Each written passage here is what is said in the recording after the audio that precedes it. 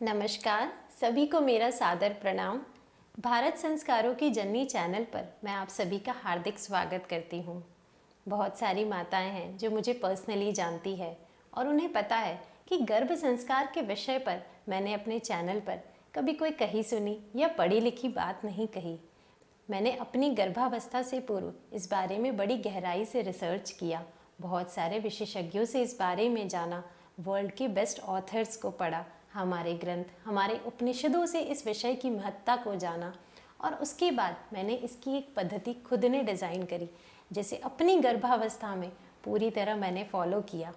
और इसके फ़ायदे आज मैं तो क्या, पिछले 1 साल से कई बहनें मुझसे जुड़ी हुई है और वे पर्सनली मुझे फ़ोन करके बताती है कि कैसे उन्हें अपने बच्चे में वो डिफरेंस फील होता है, वो डिविनिटी फील होती है, वो गर्भ संस्कार का महत्व, गर्भ संस्कार के फ़ायदे नज़र आते हैं अपने बच्चे में। आज उन्हीं में से कुछ माताओं ने मुझसे कहा था कि मैं पेरेंटिंग पे कोई वीडियो बनाऊं, तो आज मैं आपको 0 to 3 मंथ्स में हमें किन किन विशेष बातों का ध्यान रखना चाहिए या मैंने अपने उन 0 to 3 मंथ्स में किन किन बातों का विशेष रूप से ध्यान रखा था, वही आज मैं आपको बताती हूँ। देखिए, पूरी गर्भावस्था में भी मेरा मानना था कि बच्चे के 5 quotient physical, mental, social, emotional और स्पिरिचुअल कोशेंट पे बराबर रूप से एक बैलेंस तरीके से काम किया जाए, तभी उसका संपूर्ण और समग्र विकास होता है।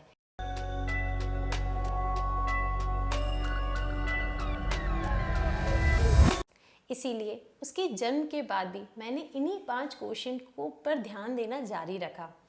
इसके अंदर सबसे पहले आता है फिजिकल क्वेश्चन।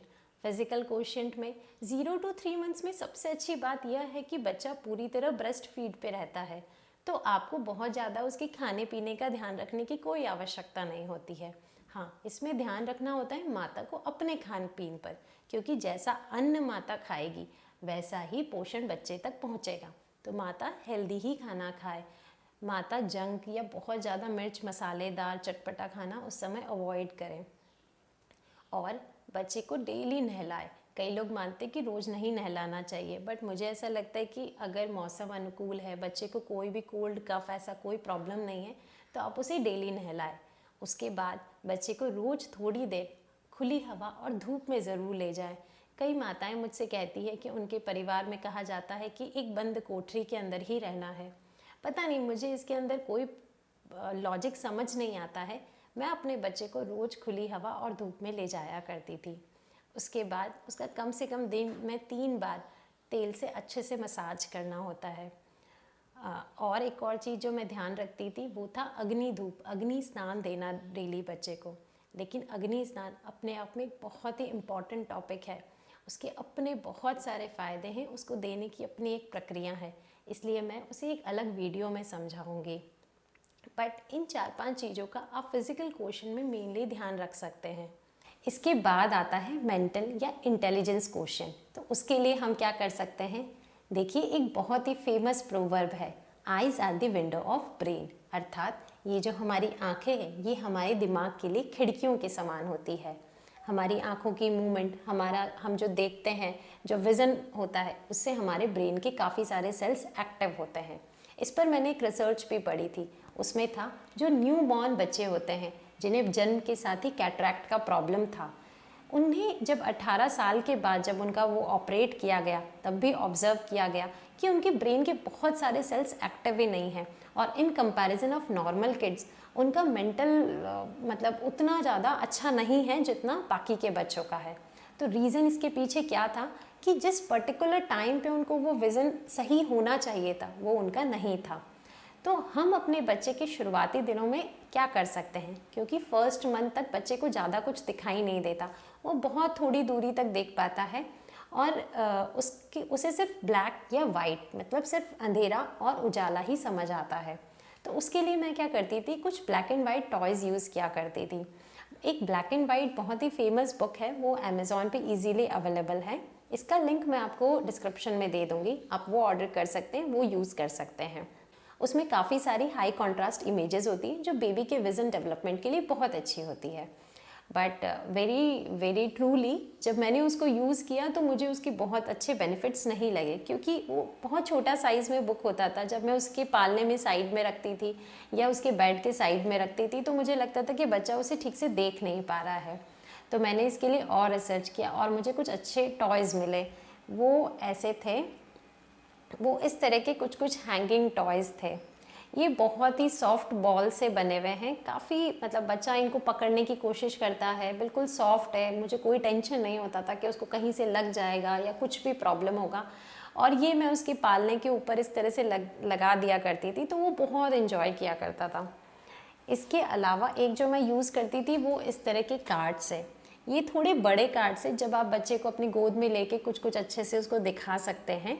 इसी साइज़ के कार्ड भी आपको अमेज़ॉन पे अवेलेबल हो जाएंगे, लेकिन उनमें प्रॉब्लम क्या होता है कि वो मतलब इतना बड़ा शीट पे सिर्फ एक डिज़ाइन बना होता है, तो बच्चे कई बार ऐसा लगता है कि बोर हो जाते हैं उसे देखते देखते।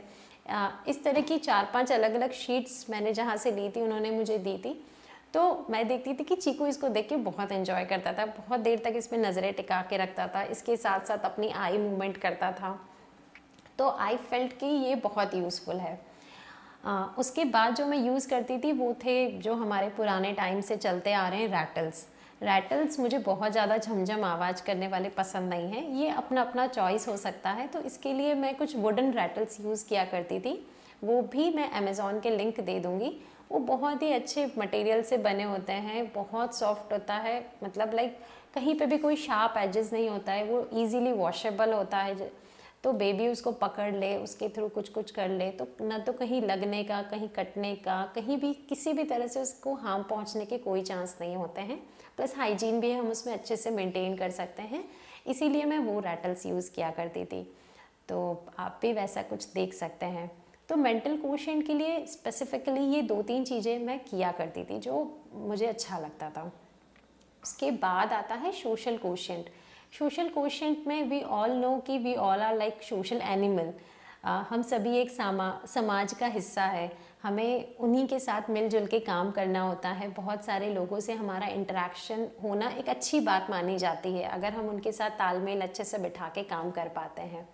बट बिकॉज ऑफ कोविड हम बहुत ज़्यादा चीकू को एक्सपोजर नहीं करवा पाए। सिर्फ हम क्लोज़ फैमिली, सिर्फ मम्मी पापा दादा दादी, उन्हीं के बीच में वो पला और बड़ा है।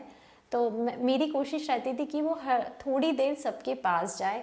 Different nature, different talk, different emotions, different vibration he should feel. तो इसीलिए मैं थोड़ी थोड़ी देर उसे कोशिश करती थी कि वो डेली सबके पास ज़रूर जाए। इसके अलावा जो मैं करती थी वो करती थी कि जो हमारे क्लोज रिलेटिव्स हैं उनकी पिक्चर उसे दिखाती थी और उनके बारे में कुछ कुछ अच्छी क्वालिटीज़ उसे बोला करती थी।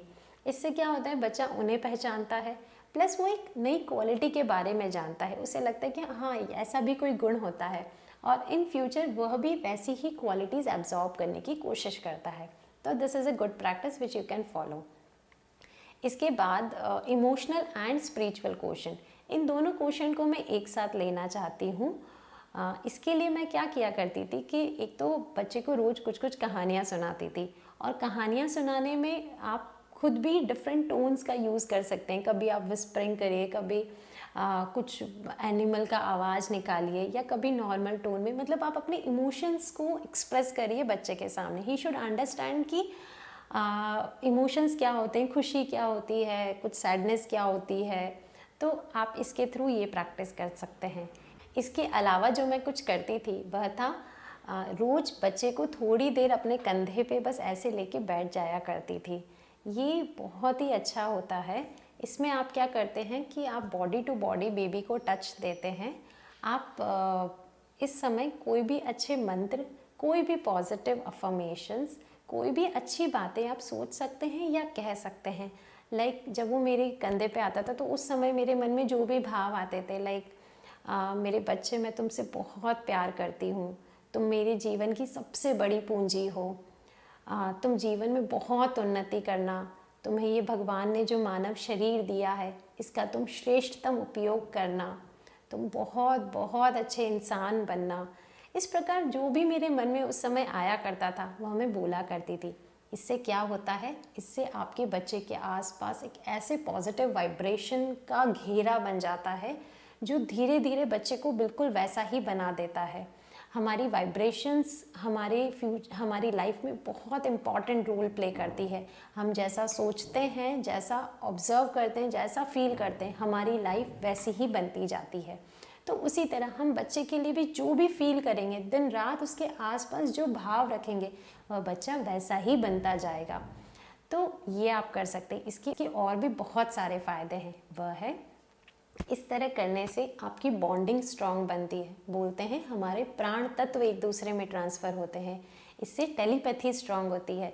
माँ के लिए तो वैसे भी कहा जाता है कि अगर बच्चे को कहीं भी कोई दुख हो, परेशानी हो, तो उसे अंदर से पता लग जाता है। तो इस प्रैक्टिस से वो टेलीपैथी, वो बॉन्डिंग और ज़्यादा स्ट्रॉन्ग बनती है।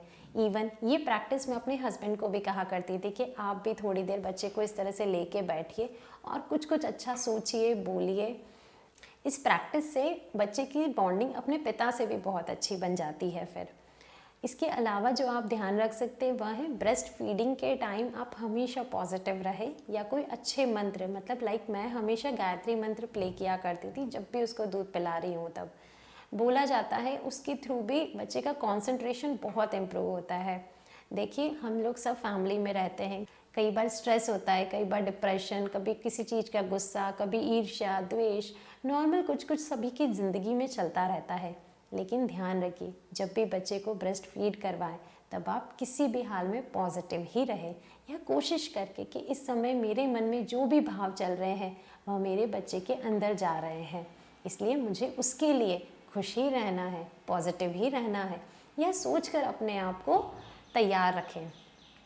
एक और चीज़ जो आपको ध्यान रखने की होती है वह होती है, ये जो हमारे उंगली के पोर होते हैं, इनसे भी हमारी बहुत सारी एनर्जी का फ्लो होता है। इसीलिए जब हम किसी के चरण स्पर्श करते हैं तो इन उंगली के पोरों से हमारे सर को स्पर्श किया जाता है। भाव यह किया जाता है कि जब भी आप किसी के पाँव छूते हैं तो वे आपको आशीर्वाद ही देते हैं और एक अच्छी एनर्जी ही आपके अंदर फ्लो करते हैं। तो आप ध्यान रखिए, जब भी आप बच्चे के सर पे इस तरह से इन पोरों के थ्रू टच कर रहे हैं, आप या फैमिली में कोई भी, तो ध्यान रहे वो पॉजिटिव ही पर्सन होना चाहिए, उसकी उस समय मेंटली पॉजिटिव ही फीलिंग्स रहनी चाहिए। इस बात का मैं ख़ास तौर से ध्यान रखती थी। हमारी जो मालिश वाली बाई है, मैं उसको कभी भी सर को छूने नहीं देती थी। मुझे नहीं, वो बहुत अच्छे थे पर मुझे नहीं पता उस समय उनके मन में क्या चल रहा है। तो जहाँ तक होता है मैं खुद ही उसकी मसाज किया करती थी। फिर भी कुछ समय के लिए जब मैंने रखा था तब भी मैं यह ध्यान रखती थी कि उसके सर की मालिश सिर्फ मैं ही करूँगी और कोई नहीं करेगा। तो ये भी आप ध्यान रख सकते हैं। इसके अलावा सुबह और शाम जब घर में आरती होती है तब आप उसका हिस्सा ज़रूर बनिए। उस समय जो घंटे की आवाज़ होती है, जो मंत्रोच्चार होते हैं, जो भी आरती गाई जाती है, बच्चे को उसका हिस्सा ज़रूर बनाइए। ये भी आपके बच्चे में एक बहुत ही पॉजिटिव चीज़ लेकर आएगा। यही कुछ खास चीज़ें हैं जो मैंने अपने 0 to 3 मंथ्स में विशेष ध्यान रखी थी। आशा करती हूँ ये सारी इन्फॉर्मेशन आप लोगों के लिए भी बहुत काम की होगी और बहुत यूज़फुल होगी। Thank you.